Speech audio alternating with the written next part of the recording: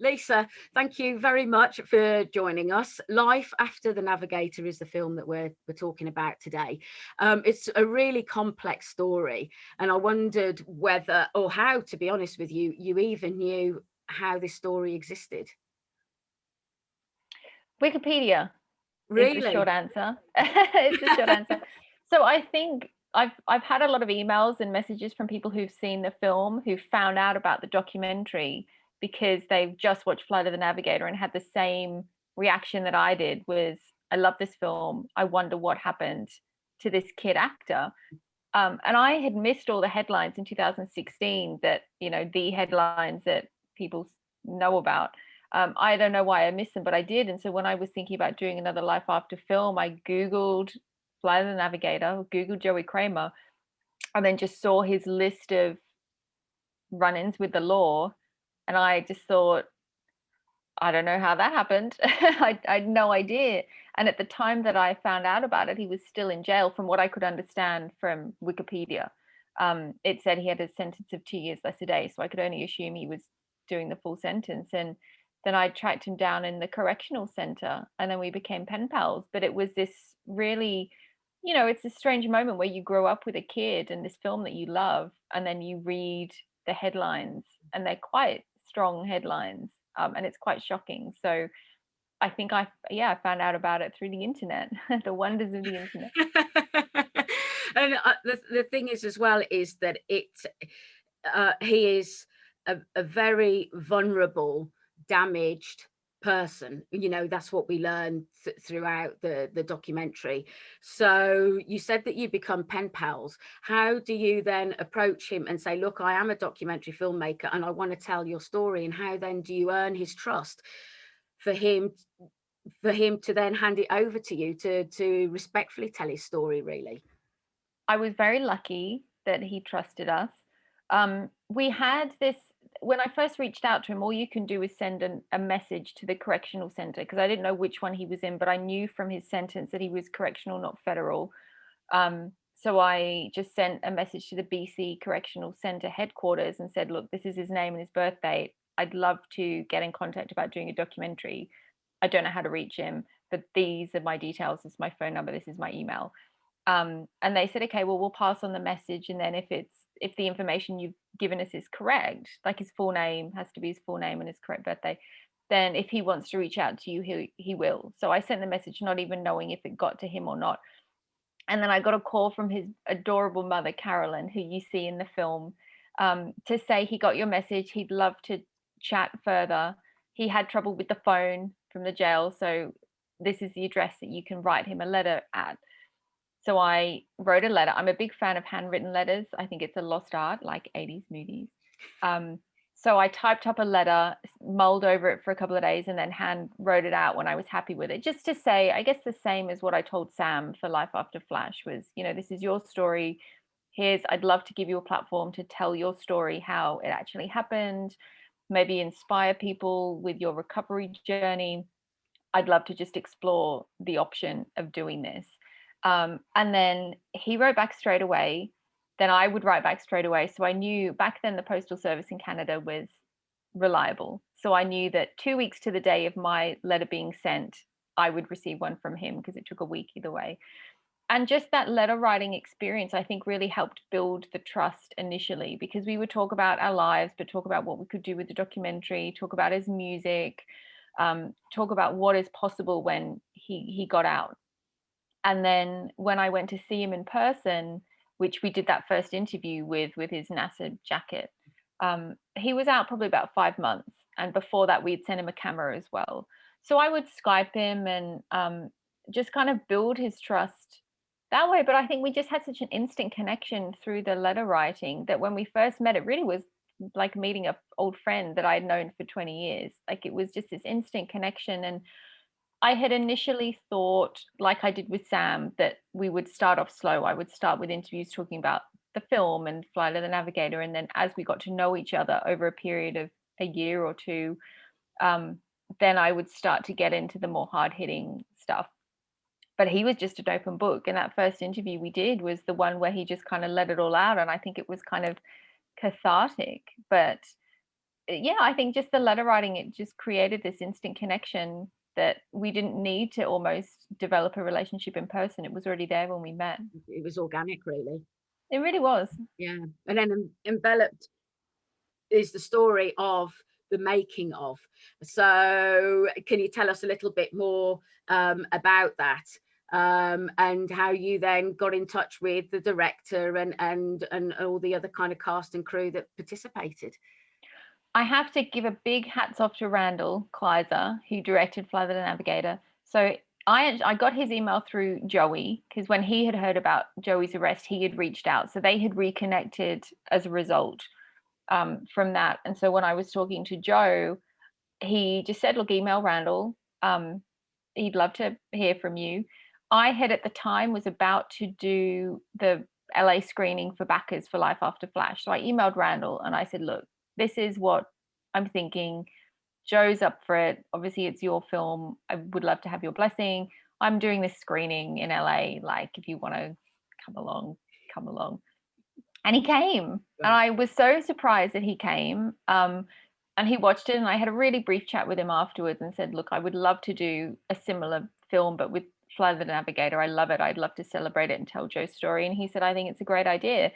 So the next time I was in LA, I interviewed Randall for the first time. We did 2 interviews with him. But he was so instrumental in getting in contact with all the other cast and crew. There was Albie Whitaker was the only one, and Kerry Rogers, who was Jennifer Bradley, were really the only 2 who I had to try and find. But everyone else, Randall just said, here are their emails. Let's organize this reunion. He found the studio. He'd been working with them already. He got everyone there. That whole reunion day was Randall. The Egyptian theater was Randall. Like, I was so blessed that he was A, so happy to help, and B, still in contact with everyone. So differing to Flash, where I had to really find everyone, Navigator was easy from that point of view, which is why he came on board as EP, because he was so instrumental of getting everyone together for it. And it was still this amazingly close family. You know, they hadn't seen Joe since filming, but they had worked with each other in bits and pieces, so they had kind of been in contact. But it was really this special day where it was like no time had passed at all. I think what you see there from the film is there is a real affection, isn't there, for all of that, the cast and crew from all of those years sort of gone by. Exactly. You know, and it was a thing at the beginning where it's a stigma with child actors where something happened on set and they're not looked after or they're taken advantage of. And what was really apparent and what was really nice to find out as a fan of the film was that Joe's struggle in life wasn't a product of being mistreated on the set of Flight of the Navigator. You know, it was how he was received by his friends at school afterwards of being an actor. So to find out that the actual experience on Flight of the Navigator was nothing but amazing made it really wonderful when everyone got together again. It was, you know, it was so surreal to be there and see the Freeman family and the way that they talk about not only how much they enjoyed being in the film, but also how much they were concerned for Joe when they found out what had happened. And, you know, it was really like they were his brother and his son, and they really connected with him on the film. So to feel that love, because everyone was there because they wanted to be there, because they wanted to support Randall, they wanted to celebrate the film, and they wanted to support Joe and see him again. So I think that really shows, and I think that's quite rare in film, that you still have people so close or want to see each other again after so many years. Yeah, absolutely. And the interesting thing, you know, when you're making a documentary, you obviously need to have a structure. You need to know the kind of story that you want to tell. However, with Joe and the life that he was leading, did you find that there was so many sort of organic elements to making the documentary as well? Because you seem to interview him probably at least 4 times. Yeah, with him, it was more just, I wanted to just hang out with him and film us hanging out with him and show his personality a bit more. So I thought the more we did a couple of like sit down interviews, but I loved just chatting to him as we were walking around the street or over lunch or in the car. And it was a bit more like chatting to a friend, where you got elements of his life and what happened on set that you probably wouldn't have got if you kind of did a sit down formal interview. So that was really important to me. I had questions I knew I wanted to cover. I knew that we wanted to interview his mum. I knew we wanted to go back to the places that he lived in his car and where he lived on the street. I didn't realize he grew up so close. So he had suggested going back to his old school and his old house and that part of it. And I knew that the jail was important to the story. So there were elements that I knew that we needed to schedule in, but really it was just hanging out with him for a couple of days. There was about 2 shoots we did for about 3 days each, 3 or 4 days each with him. And it was just fun. And I wanted to make sure that that's relaxed side of his personality and the true side of his personality came through. And I think we were very lucky that first interview we did with the NASA shirt, where he just is so emotional and tells it all, that was almost therapeutic, that was out the way. And then everything from that point was about the future and about being positive and about his journey and how he overcame it. And I don't think that would have worked if we had waited till the end to do such a hard-hitting interview. Yeah, because it almost becomes like the elephant in the room, doesn't it? If it isn't confronted straight away, that it's just going to build up, and you're not really going to get the truth behind the person till the very end. Exactly. And there was an element too that I had said this to Joe later. I didn't at the time, but he's telling us about all the times he's relapsed. And so I don't know how different this time is. I said to Ash afterwards, what if 2 or 3 years we have to come back out and visit him in jail again? So we were kind of preparing for that, but knowing we didn't want it to be like that. But as a documentary, you just document what happens. But he had said to me later he knew this time was different because he had worked on himself in Guthrie. He had his daughter who was doing really well. But there is that element of not knowing what happens. But I definitely think it was great to focus on the positives once we got that interview in the bag, which was good. And the one lovely unique thing as well about your documentary is that he's got his own camera and he's talking into it. And can you tell us the kind of inspiration behind that? Because it works so well, and again it gives us another kind of dimension into who he is. It's almost like his personal diary, isn't it? Yeah, he was very good. That we had actually sent, it was Ash's idea, I'll give him credit, to send this little camera that we had once he got out, because we didn't know when we were going to be able to get over. Obviously, being in the UK, it's really tricky to just on a whim go to Canada. So Ash said, well, why don't we send him a camera? And then at least in the meantime, it's such a crucial part of his story, this release. He's just got out after 2 years. It'd be great to capture how he's feeling. So he was very good that I would just send him questions, and it took a while, I think, for him to kind of get used to it. But instead of just saying, okay, just film however you're feeling any times a day, I would then send him questions and go, here's 5 questions to answer today. Like, what are you most proud of? What are you most scared of? Those kind of things. And then we realized it was just a really great tool for him to use as this diary for not only the film, but himself, and to be able to catch up on what's happening in these periods that we weren't able to be in Canada. Because we only shot in Canada, I think, about twice for the whole film. So it was a really great way to just feel like we're still progressing with the film when we couldn't make it overseas. But I think you definitely got to see feelings that I don't think we would have captured the same emotion if we had been there. It's just him and his camera being able to just say how he feels in that first clip that you see in the film, where he'd only been out like a month, I think, at that time. It's really kind of hard to watch, but I'm glad that we did it, and I'm glad that he was so open to it. Yeah, absolutely. And you directed it, you've produced it, you've edited it as well. And now I need a rest. And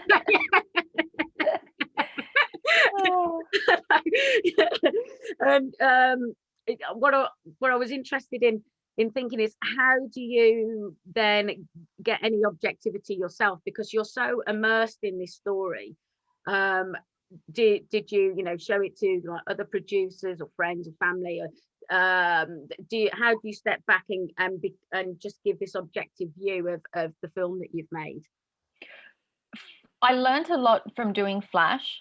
And one of the biggest things I learned with Flash was I had thought it was finished. It was an hour 45 because I didn't have any time to step back and watch it objectively. So I thought it was finished. We did a backer screening in the UK and that backer screening in the US. And the one in the US was a month after the one in the UK. So I hadn't seen it for a month. And Ash had been telling me for ages. He's like, it's too long. It's too long. You can condense it. I was like, no, it's fine. It's brilliant. It wasn't. Because at the US screening, I watched it and I just immediately just went, I know exactly where I need to be taking those 15 minutes out. So so I went back, re-edited it, and then that's what is the final release. But it made me realize how important it is to be able to distance yourself. So in the schedule that I had created for Navigator, I allowed a week here and a week there to not do anything so I could come back to it with somewhat fresh eyes and watch it again and then see how I feel about certain sections. So that was really important to me. And then I was very lucky with Randall helping, that I sent him a couple of cuts as well, where he gave me his feedback, like invaluable feedback. So it was really nice to have him to bounce off, and also Ash would watch it with me through gritted teeth. I would listen to his comments and go, I can't go back to the edit. But definitely having Randall and giving myself that time to step back, and also not putting pressure on myself. Like, and you probably found this as well from Ghostbusters, like what an amazing experience we have been given. Like all these people willing to sit down and talk to us of these films that we grew up with. And with Flash, it became such a stress. I had to stop and really be conscious to go, you know what, I'm going to enjoy this experience. It doesn't have to be stressful. So with the Navigator, I really made a point too of going, you know what, I'm going to give myself a deadline, but I'm not going to beat myself up over it. I want it to be good. If I need to take a week to then come back and it pushes things back a week, I'm not going to stress. It is what it is. So I think just the change of attitude really helped as well for Navigator. Like, I'm choosing to do this. No one's making me do it. Why am I making it into something that's really stressful? So yeah, just appreciating it and giving myself time to see it objectively. And Randall also told me a really great trick. He said, if you ever want to kind of see it with fresh eyes, watch it in a mirror. So it is like backwards, and it gives you can still watch it, but it gives you a different perspective. So that was quite a nifty little trick that I learned. Yeah, that is definitely. I'm going to take that one on board and tell Anthony. Yeah. Do it. And obviously you're making a making of, it's a retrospective documentary as well about the making of Flight of the Navigator. So one of the things that's crucial is archive material. How easy was that to access, and how mindful were you of the amount of archive material that you could, legally put into the documentary? So fair use is an indie filmmaker's best friend. It really is. Along with a clearance lawyer, fair use is just as important as anything in the film. Apart from the fair use, I was very conscious, again, learned a lot from Flash. I didn't fair use the film clips from Flash. I actually licensed them because I was so short of things to cover the film with, the interviews, that I thought, you know what, I'm just going to pepper and have it as creative visuals as opposed to it being critiqued. But with Navigator, I thought, you know what, I'm going to fair use it because I need to keep the budget smaller. But I was very lucky that Randall helped with some footage, like not footage, images, the storyboards and some behind the scenes photos. Randall was very kind to supply to me. The audition tape was from Randall. Carolyn was a lifesaver with 2 whole photo albums of Joe's. Like, she documented everything in his life. So I was so blessed that I had short films that Joey did and all the photos of him growing up.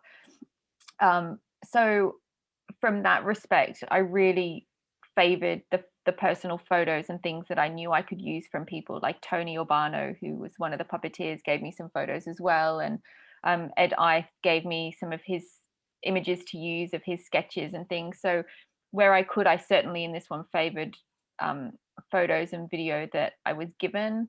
But I also made sure that I utilized fair use to the best of it I legally could. It is tricky, you know, and it is frustrating when you get wedded to something where the clearance lawyer says you should maybe use a still frame instead of the video, or maybe you should use a Beach Boys song as a soundtrack. You know, you really need to keep it with the visual. And so I again learned a lot. But you can't make a film like this a celebration and making of, like with Ghostbusters, that unless people expect to see the film, and it is just, it's too hard to be trying to clear everything as an indie filmmaker. So I was conscious not to overuse it, but I was conscious to try and take advantage of it. Yeah, you know, absolutely. No, I mean, we're with you 100%. I think when we set out to make Cleaning Up the Town, you know, we were going to make the film we wanted to make, unencumbered by kind of the licensing, and artistically make the film that we wanted to make. And then you know, but we were very conscious of the kind of the rules of fair use. And you know, I mean, we obviously, like yourself, learned a lot more when it came to actually handing the film over to the lawyer. So for, you know, Too Hot to Handle, will be even more kind of like, you know, on the ball with what can be used and what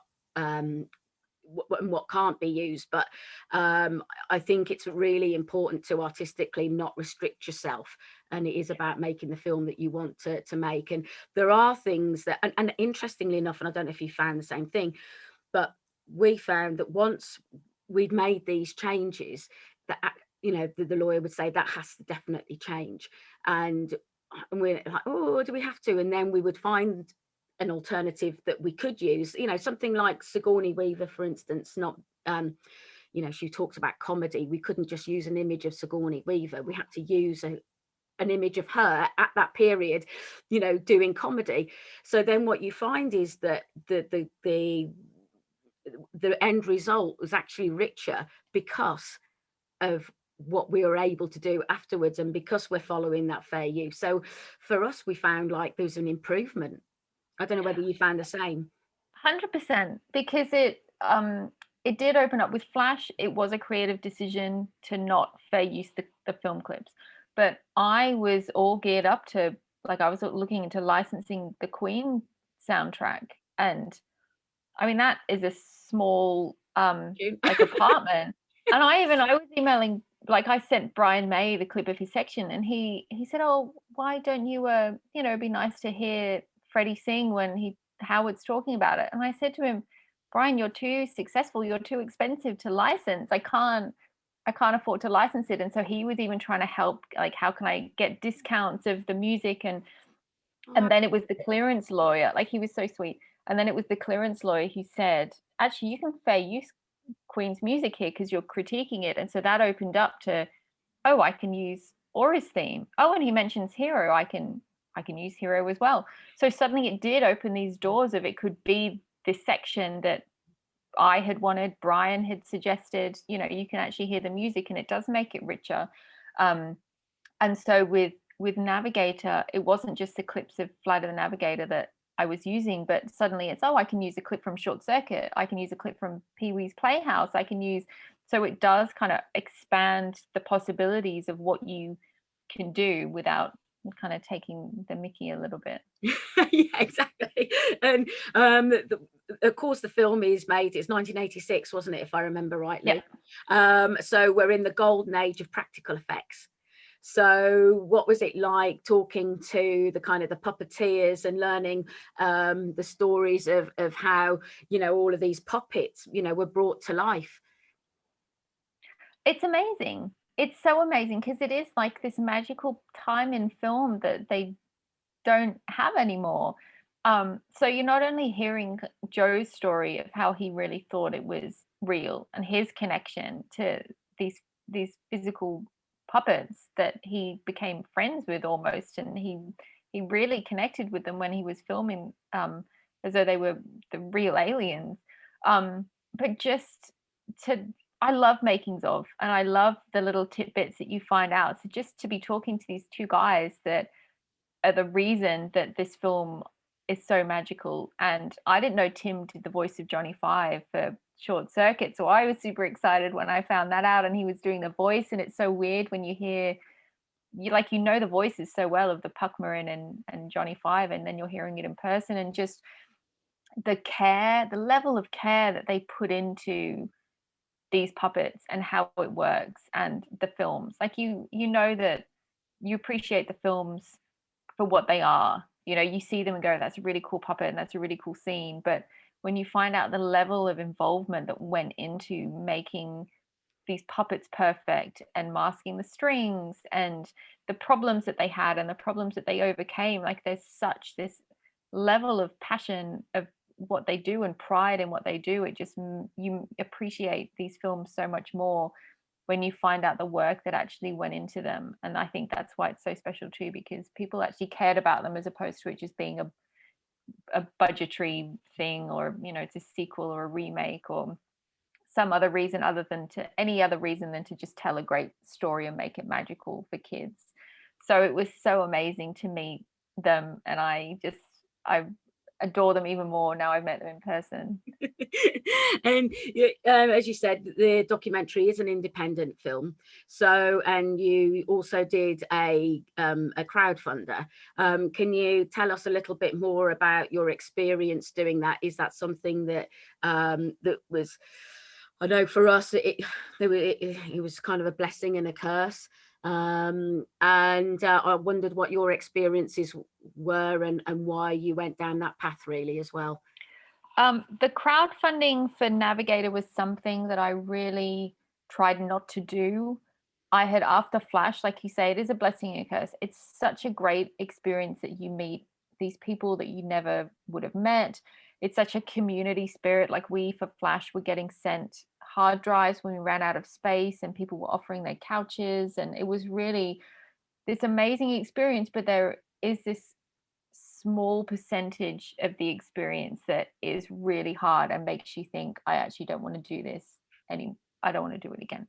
So with Navigator, I tried to avoid that. So I connected with a few people who invested in Flash and said, hey, look, do you want to do Navigator as an investor strategy as opposed to a backer? So we'll try and get you your money back. We'll try and get you a bit extra. And so I had a handful of people that were really great, and they invested in Navigator on that basis. But towards the end, you know, there are elements in the budget that you can save on in production doing it indie, but post-production is always something that I don't want to scrimp on. Yeah. So I knew, you know, you have to have a clearance lawyer. I wanted to have a good composer. It was the same composer as with Flash.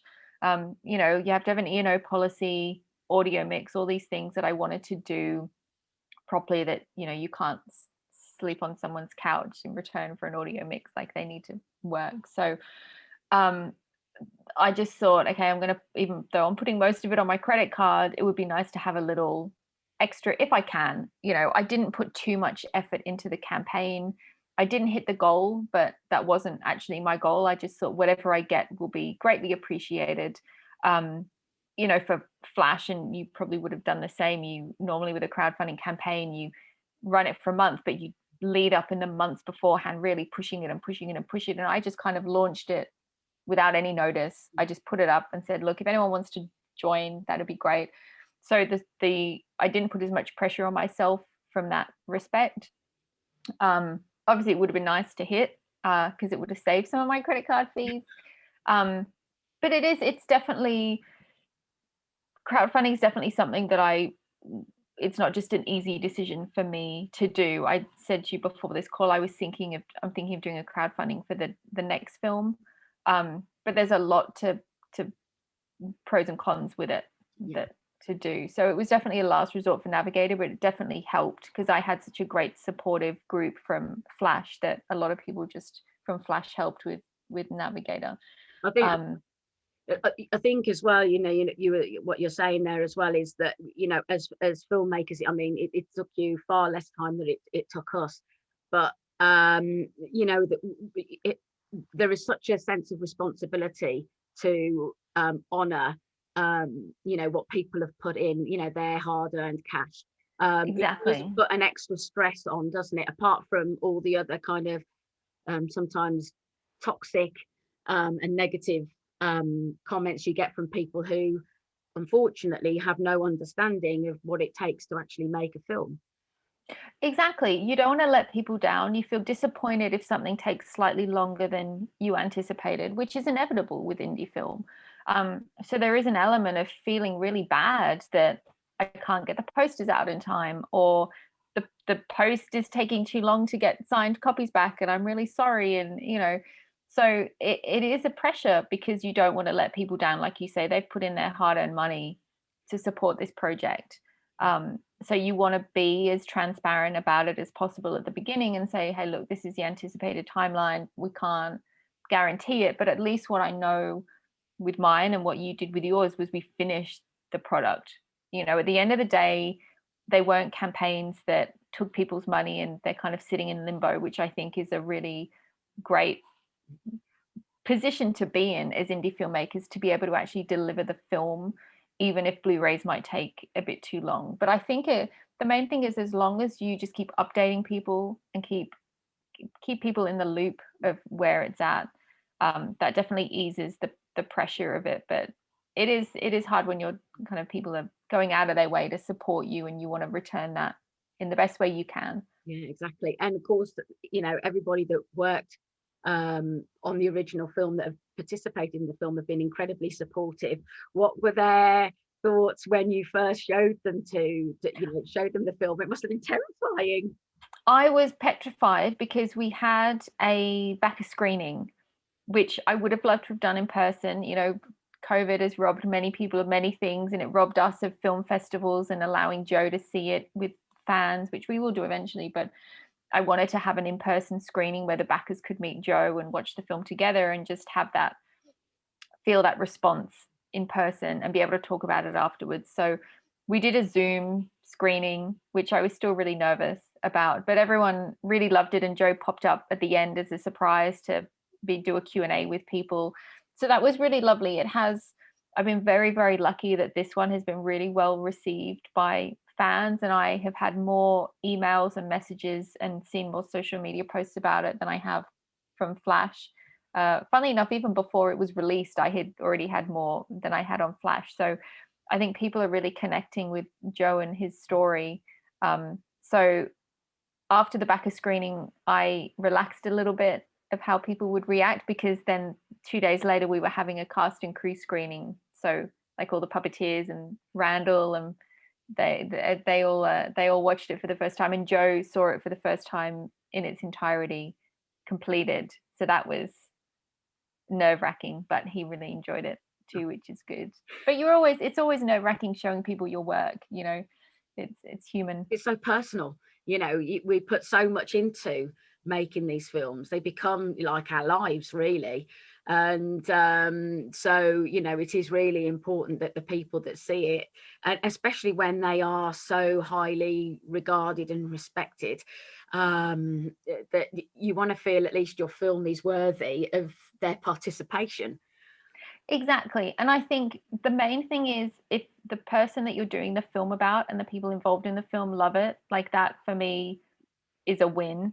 I've been very lucky that Flight of the Navigator fans have been really supportive of it. It was on Prime and it's just been removed from, it's a long story, it's on by rental now in UK and US, but it was on Prime. And I think as soon as it goes onto something like Prime, because it opens it up to a whole new level of people that may not be fans of Flight of the Navigator and they're just scrolling through and they just watch it, that's when you start to get the odd review of, oh, the editing's really clunky or the storytelling isn't great. And so that, you do take those things personally, but I'm trying to not so much and just focus on the positive reviews.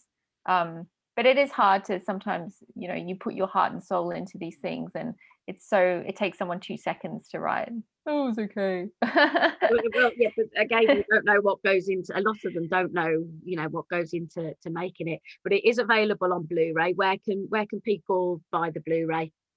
Region-free Blu-rays with over 70 minutes of bonus features and a collector's booklet, from lifeaftermovies.com. We also made little Life After the Navigator crew patches, which you can get on the website too, but lifeaftermovies.com has all the info.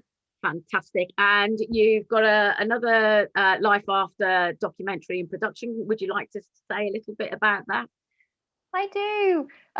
So excited. Life After Atreyu, which is on Noah Hathaway and the Neverending Story, same vein as the other Life Afters. Started filming pre-lockdown, had to stop during lockdown. But we've done a few interviews already, and as soon as travel opens up, we can get back out to the States and keep filming with Noah. But hopefully that will be out, if not end of this year, first quarter next year. And we have a few more Life Afters in the works that we haven't announced yet, but maybe 4 in the works. Fantastic. And finally, what motivates you really as a director and a producer and writer, and why do you want to continue to tell these stories? Such a big question. I think what motivates me is that feeling that you have where you just have to do something, you know, you creative desire, or just having this idea where you go, you know what, it feels right that I need to be doing this, and you can't shake that feeling, and it's in you that you have to get up every day and do it. That's what motivates me, and I don't know what it's gonna be tomorrow, but just knowing that you have to, like, this feels right, and it feels right that I should be doing this, and I love it, and I don't want to be doing anything else. So the idea of doing something else right now, it's not in me. Yeah. It's an honor to be able to tell other people's stories and be the custodian of those stories, really. 100%. Seeing how this film has helped Joe and being able to help him tell his story is beyond words, and I'm so grateful he let me tell it. Same with Sam. You know, I'm honored that these people are allowing me to tell their stories. And I think that's what's so important, and for me, that definitely comes that I took away with me from watching Life After the Navigator, is that this is much more than a making of. This is a human interest story, and if there's any sort of ounce of humanity in you, you'll get something from it, just to see how it's just kind of like a triumph over adversity story, isn't it? It's incredible what he's gone through and what he's achieved, and it makes my problems feel so small. So I'm so great, like so blessed to call him a friend now and be part of his life. It's been amazing. Yeah, fantastic. Lisa, thank you very much indeed, and best of luck with the film, and I'll get plugging it as much as I can my end. And I look forward to Too Hot to Handle. Oh yes, me too. Thank you, Lisa. Thank you.